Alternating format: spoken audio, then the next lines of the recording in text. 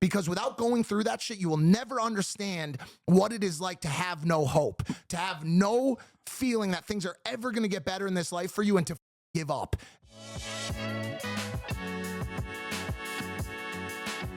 The world is certainly run by rich people. For sure. But the reality of the matter is that they are motivated by self-interest. They're motivated by wanting to make more money, right? But a lot of people recognize that, but can't put that into like certain terms. So they go, there has to be additional motivations there. Maybe they just want to control us. For what reason? I don't know. Just because they're evil. Like, people want good and evil to be a perfectly bow-wrapped argument. And when you do that, when you seek out evil as the center of why people do the things that they do, and you don't look for like additional rationale behind the motivations that people have, which ultimately always revolve around making more money. Right? Hey, you're talking about nuance right now. You're scaring, you're blowing people's minds right now. This is something I talk about all the time. Rich, evil. The nuance, bro, you're not going to, unless one of those ultra rich is willing to parrot one of those points, because that's how you go from the fact that, you know, Bill Gates is the most evil person on the planet, but Mark Zuckerberg as well, but Elon Musk is the savior. The savior sent down from the gods. For me, I have a much better understanding of the situation, I think, because I think all of them are evil, okay? In many different ways. Do you believe there has to be some level of evil to be involved in becoming a billionaire? I think that you have to be kind of bad enough to refuse to reckon with the steps that it took for you to get to that position. Because I think that, like, the existence of billionaires, from where I'm standing, the way I understand the world and how it should operate, the existence of billionaires is a policy failure akin to the existence of a single homeless person. Homeless people are homeless due to policy failures, because we did not take the necessary steps to help these people, to save these people. Policy failures based on a different societal construct than the one that we exist in, because in a capitalistic society, it's a proof point for success versus failure. Yeah, you know what I'm saying? But also because, like, it's, I mean, you can look to examples even in other capitalist nations as to how they've solved this issue. Like Helsinki comes to mind, or Vienna, Vienna comes to mind. Like, places that they've like basically dealt with this issue despite being capitalist, dealt with this issue by creating a housing first policy, where the first step in recovery is to ensure that you have permanent shelter, right? Like, you are eliminating one of the major reasons as to why people find themselves in the throes of deep drug addiction to begin with, right? Because you're self-medicating, because you don't have You're hopeless. Yeah, you're hopeless. You don't have shelter. Like, this is something that animals need. You know what I mean? Like, not just humans, but like a bear needs shelter in the wild to brave the elements. People would be more willing to provide shelter for a stray dog than they would for a homeless person right now? Yes, because I think that the prosperity gospel that many Americans deep down intrinsically believe dictates that poverty is a moral failure. A lot of people, I think, approach it, even if they don't say it in those terms. If you were to like ask them directly, they'd be like, of course not. But they do believe it, because that is like, I wonder what the percentage breakdown is, because I think a lot of people do see it as like a moral failing. I was not raised like that. And I think a lot of the issues, at the end of the day, a lot of the issues that we're seeing in this country and with everything we're seeing in this world right now is a parental failure. Parental failure is a not talked about enough topic in this world. I was not raised like that. If I see someone freezing to death on the side of the road in January, my thought is not, wow, this person just didn't do well enough. Honey, get a look at this asshole. That's not the modus operandi of like the average person who also will implement or advocate for policies that kill homeless people anyway, though. They also don't think about it like on those terms. They don't go, these people. No, not these people, but that there was something that they didn't do that was a requirement for them to deserve shelter. Like, do you know what I'm saying? Like, that's insane to me. Like, like if I see somebody that like, here's the thing, dude. Go show someone like that and really gauge the reaction. That shit burns me. It burns my heart and my soul to see people like that. And to see the reaction of people that are on the flip side, that don't have the empathetic build out that people like that I was given by my parents, thank God, and that I should be thanking God for every day. disturbs me. And I don't know how you fix that. How do you fix that? How do you teach someone, yo, stop telling your waiter to fuck off. Like, bring me my water. I posted it's systemic. That's what I'm trying to say. It's a systemic failure because of the way that we view capitalism as like the perfect design structure, and there's no alternative to it whatsoever. Obviously, I'm biased in a different direction, but even beyond that, I think like most average people would recognize that there are genuine severe issues in the economic organization that we exist under. So what I was simply trying to say is that the media, for example, operates in a way where they also play the role of vilifying homeless people by constantly talking about like crime panic. Homeless people are doing crimes. They're all criminals. Crime. We have to deal with them through deterrence mechanisms and not by like seeing a lot of the many invisible homeless, as I like to call it, as a byproduct of like being priced out of the housing market, which is why they're homeless to begin with, but instead as like people who are just drug addicts, and that's also bad. If you're a drug addict, you're not sick. You made a bad choice. You made a bad choice. You personally made a bad choice. You should be punished for it. Right.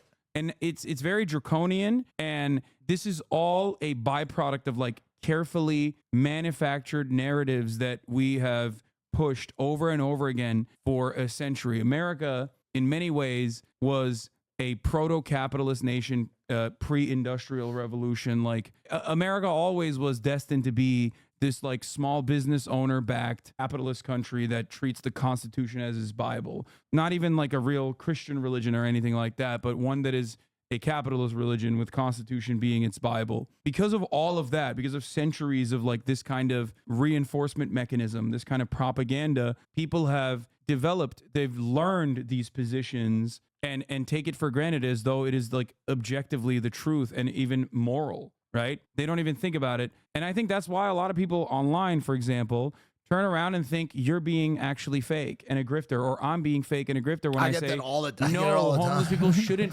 die.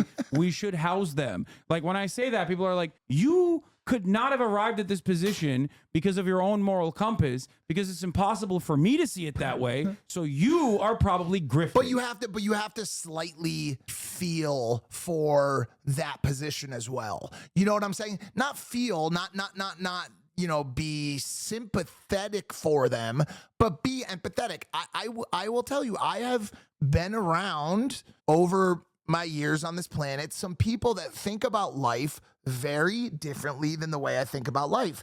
And I am horrified by that. And deep down, horrified by the way people treat other people on this planet. It is disturbing.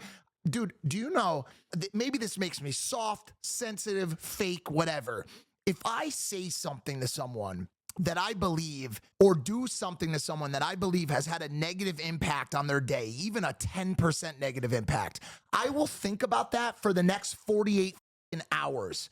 Why did I do that? Why the did I? Like, bro, I didn't sleep last night because I flipped that table over yesterday. I didn't sleep last night because I was like, I shouldn't have done that. I shouldn't have done that. Now Jeff is impacted and Ryan's impacted and all this stuff. Maybe that's a character flaw of mine, but I like to put other people first. No, but I like to consider other people's feelings when I consider my own pursuits in life. That comes from your own personal lived experiences of like being in the literal depths of society, like being 100%. In the worst rung of society. That's where that came from. And a lot of people don't have those experiences. And I mean, it's kind of a good thing that a lot of people don't. I don't know if it is. Maybe you show people what it's like to be hopeless, to have nothing, to wait in 26-degree weather in the line for a methadone clinic because you're sick to your stomach, you're throwing up all over yourself, your family has written you off, you have felony court cases stacked against you, and your life is hopeless. You have nowhere to go except for a friend's couch in a basement where there's drugs everywhere, there's guns, there's violence. That is a very sad and real truth for a lot of people in this country. And by the way, God bless all the people that make it out of that place in life, because I guarantee you, or I bet you at least, they have the same empathy that I have for others in that position. Because without going through that shit, you will never understand what it is like to have no hope, to have no feeling that things are ever going to get better in this life for you, and to give up or to almost give up. And God, literally, God bless those people. I would never trade that experience for my life ever. Yeah. What I was trying to say is like you are the person that you are because of those experiences, and many people that